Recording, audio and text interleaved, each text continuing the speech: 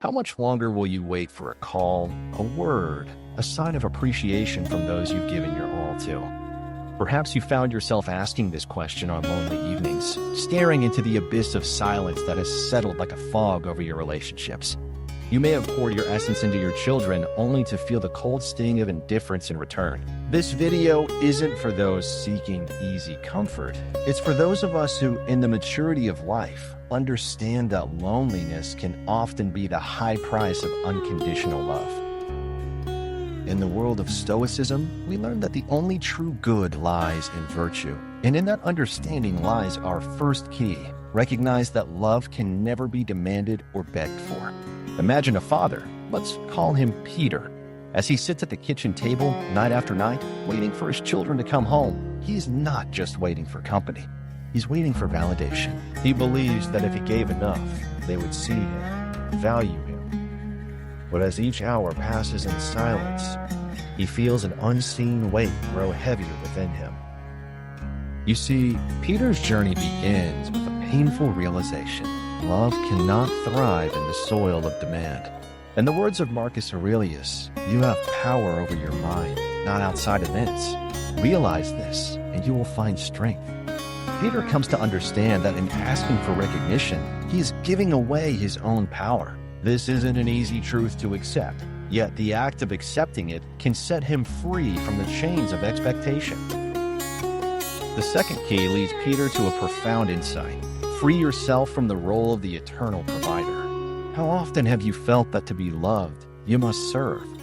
Within these invisible chains, Peter sees others, mothers, fathers, caregivers, labored and worn down, compelled to give until they can give no more. But as the Stoics would argue, our true worth isn't tied to our utility. It lies in our ability to choose virtue over obligation. Peter learns to step back, to release his children from his unarticulated demands, and in doing so, he lightens his own heart. With every passage of time, he finds the third key: accept emotional distance without guilt. Guilt has weighed heavily on him, convincing him that he was to blame for their distance. Stoicism teaches us to look beyond our emotions, to live in accordance with nature. Just as trees shed leaves in autumn, Peter understands his children are in a season of their own. This distance isn't a personal failure, but a normal evolution of life. It becomes easier for him to breathe. As the shadows shift with dusk, the fourth key emerges: build a fulfilling life without expecting recognition. This is where Peter's journey deepens. With newfound clarity, he begins to explore passions left unfulfilled: painting, volunteering, sharing stories of wise old philosophers with those seeking guidance, weaving connections with people seeking wisdom as he once sought recognition.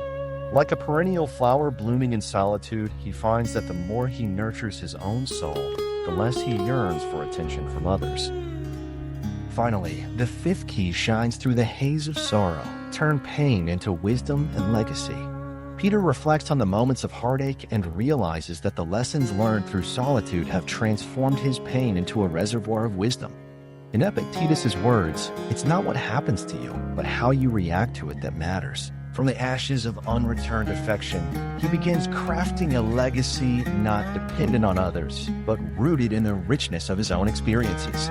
He writes to inspire, to empower others to reclaim their own lives from the shackles of unreciprocated love. As this story comes to a close, remember, the journey of reclaiming your worth is not linear nor devoid of struggle. There lies a quiet power in solitude, a deep strength in self-acceptance. As the sun sets on your worries, ask yourself this lingering question: what new life will you create when you finally turn inward, unshackled by the need for external validation? For in the vast garden of your spirit, the seeds of true purpose await their time to bloom.